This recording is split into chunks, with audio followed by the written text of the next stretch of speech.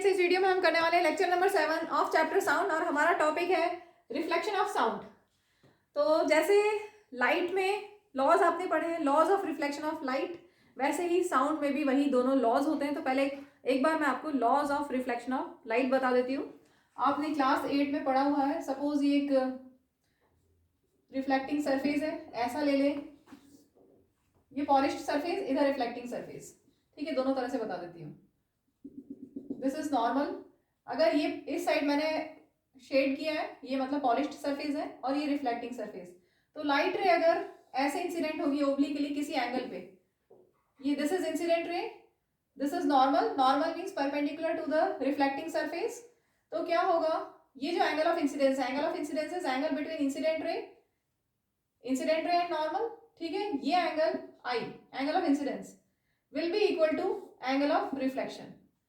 Reflection कैसे हुआ, इस तरह से होगा रिफ्लेक्शन कि ये I angle of incidence will be equal to angle of reflection. ये है first law, law of reflection of light में क्या होता है, angle of incidence is equal to angle of reflection. और नेक्स्ट लॉ होता है incident ray, reflected ray and normal all line the same plane. ये है प्लेन ऑफ व्हाइट बोर्ड में तीनों।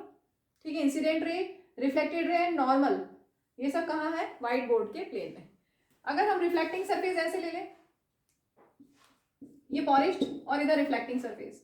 ठीक है, इधर मैंने पॉलिश कर दिया, इधर रिफ्लेक्टिंग सरफेस है, और इसका नॉर्मल हमने बना लिया। सपोज लाइट रे ऐसे इंसिडेंट हो और ऐसे रिफ्लेक्ट हो। ठीक है, तो ये होगा एंगल ऑफ इंसिडेंस, ये होगा angle of reflection. Angle of incidence is angle between incident ray and normal, and angle of reflection is angle between reflected ray and normal. और वही angle of incidence is equal to angle of reflection. This is first law. And second law क्या है, incident ray, reflected ray and normal all line the same plane. जैसे मेरा plane of white board आप copy में बनाएंगे, आपकी plane of your notebook. ठीक है, तो यही लॉज साउंड भी फॉलो करती है। इसको हम एक्टिविटी 12.5 के थ्रू समझेंगे। चलिए अब हम एक्टिविटी 12.5 समझते हैं। इसमें हमें इस तरह का कुछ सेटअप बनाना है। हमने लिए हैं 2 पाइप्स। ठीक है, सिलेंड्रिकल पाइप्स लिए हैं 2, और टेबल पे, कार्डबोर्ड पे आपको इस तरह से इनको सेट करना है। एक को आप किसी एंगल पे रख लीजिए, और दूसरे को हमें इस तरह से सेट करना है कि हमें मैक्सिमम साउंड सुनाई दे क्लॉक की। जो हम एक साइड पे, इस पाइप की एक साइड पे हमने क्लॉक रखी यहाँ पर। ठीक है, इस तरह से हमने क्लॉक रखी, और इस क्लॉक की टिकिंग साउंड, इसको एक चीज़ और, यहाँ पर रिफ्लेक्टिंग सरफेस मैंने लिया वाइट, मेरा व्हाइट बोर्ड रिफ्लेक्टिंग सरफेस है। ठीक है, यहाँ से क्लॉक, यहाँ पर जब आप क्लॉक रखोगे, यहाँ पर आपने क्लॉक रखी, तो क्या होगा, यहाँ से इस क्लॉक की टिकिंग साउंड ट्रैवल होके इसके थ्रू इस वॉल पे जाएगी, इस वॉल से उसका रिफ्लेक्शन होगा, और साउंड वेव इधर से निकलेगी। ठीक है, साउंड वेव तो वैसे सब जगह से जाएगी, ऐसा तो है नहीं कि साउंड सिर्फ इधर ही जाएगी, इधर इधर सब जगह जाएगी। ठीक है, एयर के थ्रू भी जाएगी और यहाँ से इसके थ्रू भी जाएगी। तो हमें पर्टिकुलर ये समझना है, हमें क्या समझना है कि साउंड भी वही लॉस फॉलो करती है जो लाइट करती है। हमें ये शो करना है यहाँ पर कि angle of incidence is equal to angle of reflection.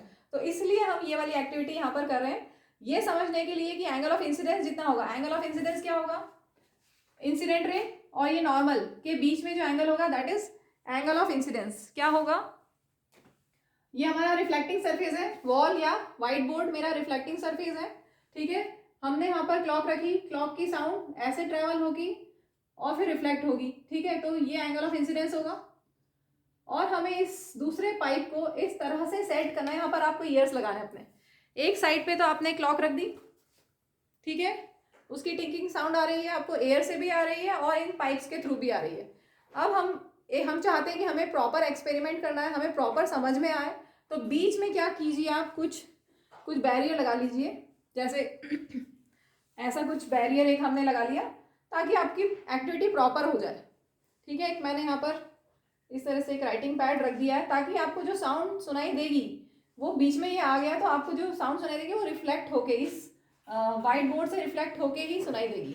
ठीक है, अच्छा अब ये एक चीज़ और, ये जो मैंने ये यहाँ पे लिए हैं पाइप्स, सिलेंड्रिकल पाइप्स, ये बड़े लेना, इनसे बहुत प्रॉपर नहीं हो पाएगी एक्टिविटी। अप्रॉक्सीमेटली 1 मीटर लॉन्ग ले लेना, ये पाइप करके देखना घर पे, 1 मीटर लॉन्ग और 10 सेंटीमीटर डायमीटर, 10 सेंटीमीटर डायमीटर इसका ले लेना, बड़े पाइप्स लेना तो ये एक्टिविटी डेफिनेटली बहुत अच्छे से होगी और अच्छे से आपको यहाँ पर आपको किस तरह से सेट करना है कि मैक्सिमम साउंड सुनाई दे, आपको क्लॉक की मैक्सिमम साउंड सुनाई दे, इस तरह से आपको सेट करना है। तो जिस एंगल पे मैक्सिमम साउंड सुनाई देगी वहाँ पर रुक जाइए और उस एंगल को मेजर कर लीजिए और वो एंगल कितना आएगा, जितना एंगल ऑफ इंसिडेंस था उतना ही एंगल ऑफ रिफ्लेक्शन आएगा। सपोज मैंने incidence angle of incidence suppose 30 degree लिया, सपोज।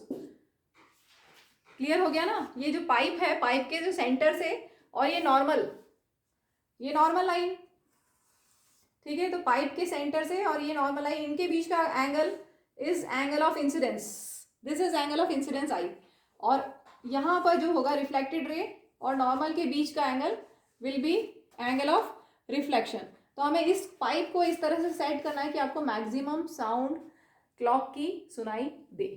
ठीक है, इसको एक बार टेक्स्ट बुक से देख लेते हैं हम। Sound bounces off a solid और a liquid like a rubber ball bounces off a ball. Clear हो गया? बॉल को थ्रो किया बॉल पे तो बाउंस बैक करेगी। बाउंसिंग ऑफ लाइट जैसे होता है वैसे ही बाउंसिंग ऑफ बॉल जैसे होता है वैसे ही बाउंसिंग ऑफ साउंड भी होता है। Like light, sound gets reflected at the surface of a solid और liquid and follows the same laws of reflection as you have studied in earlier classes. वही angle of incidence is equal to angle of reflection, and incident ray, reflected ray and normal all lie in the same plane. The directions in which sound is incident and is reflected make equal angles with the normal to the reflecting surface at the point of incidence, and the three lie in the same plane. वही laws बता दिए हैं। तो यहाँ पर हमने normal, ये normal और ये इंसिडेंट रे, इनके बीच का एंगल अगर मैंने 30 डिग्री लिया है तो हमें मैक्सिमम साउंड कब सुनाई देगी, यहाँ पर आपने ईयर्स लगाए हैं, इधर क्लॉक रखिए। मैक्सिमम साउंड कब सुनाई देगी, जब ये वाला एंगल और ये वाला एंगल इक्वल होंगे, मतलब 30 डिग्री पे आपको मैक्सिमम साउंड क्लॉक की टिकिंग सुनाई देगी। ठीक है, तो एक्टिविटी में दिया है take two identical pipes, you can make the pipes using chart paper, जैसा मैंने बनाया है, लेकिन साइज बड़ी लेना, प्रॉपर होगी इससे activity. 1 meter long or approximately 10 centimeter in diameter. The length of the pipes should be sufficiently long. Arrange them on the table near a wall, जैसे मैंने यहाँ पर लिया था कार्डबोर्ड के ऊपर। Keep a clock near the open end of one of the pipes and try to hear the sound of the clock through the other pipe. Clear हो गया? यहाँ पे हमने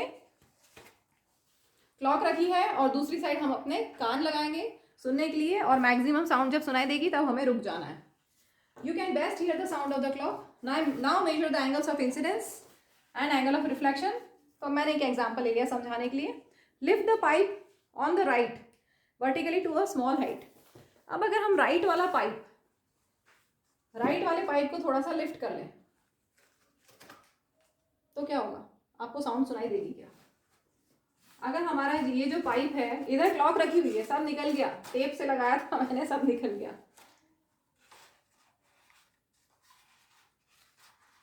Just wait a minute. हाँ, ये हमने ऐसे ही रखा सेटअप और हमने इसको सेकंड वाले राइट वाले पाइप को लिफ्ट कर दिया, तो अब आपको साउंड सुनाई देगी क्या? No sound will be heard, no sound will be heard, क्योंकि लाइट रे वहां से जाके यहाँ पे इधर से रिफ्लेक्ट होगी ना। पाइप तो ऊपर कर दिया हमने, साउंड ऑफ टिकिंग, लाइट ऐसे यहाँ से साउंड ऐसे ट्रेवल होके इधर आई वॉल पे, ठीक है, यहाँ से उसमें रिफ्लेक्शन हो गया इधर, और ये तो हमने ऊपर रखी है, so no sound will be heard अगर आपने उसको लिफ्ट कर लिया तो। ठीक है, क्योंकि सेम प्लेन नहीं रहा ना, सेकंड लॉ क्या है, सेम प्लेन में होना चाहिए, incident ray, reflected ray, normal all line the same plane.